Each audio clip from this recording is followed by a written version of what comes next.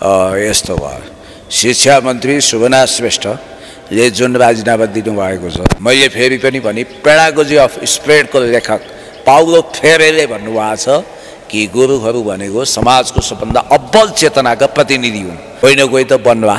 होइन अब यो ऊ फलाना तिलाना ढिस्काना भनेर नास्त्रे दमस्ते वा मिठे झाँक्री जस्तो भविष्यवाणी नगरौँ कोही न कोही बन्वा र समस्याको समाधान पनि आउला छोटो समयमा पिकअप लिइरहेको र जनताको मनमा बसेको मिडिया नरनाथजीले बहुतै मेहनत गर्नुभएको छ यसको टिम पनि राम्रो छ भिडियो क्वालिटी पनि राम्रो छ मैले तपाईहरुको भिडियो काटेर टिकटकमा पनि राखेको छु गजब छ धन्यवाद तपाईहरुलाई शुभेच्छा शुभकामना थ्यांक यू सो मच आदरणीय साथीहरु चलचित्र विकास बोर्डको यो सभा हलमा आज ह्याङ तामाङ नामक ऐतिहासिक चलचित्र कथानक चलचित्रको गीतको यहाँ रिलिज रहेछ र म विशेष धन्यवाद दिन चाहन्छु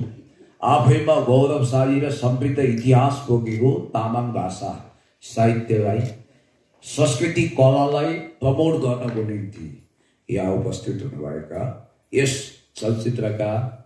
विभिन्न भूमिकामा आफूलाई अनुबन्ध गर्नुभएको स्थापित गर्नुभएको नायक नायिका कलाकार मोडल त्यसै गरी डिरेक्टर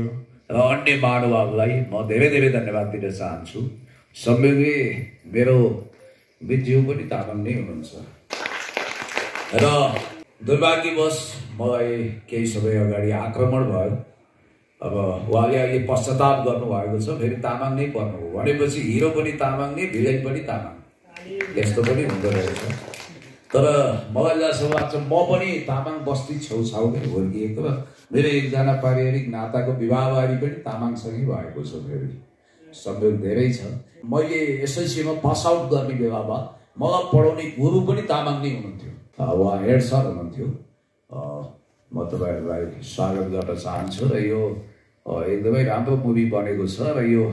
मुभीको नेपालीकरण के हुन्छ अरे हामी तामाङ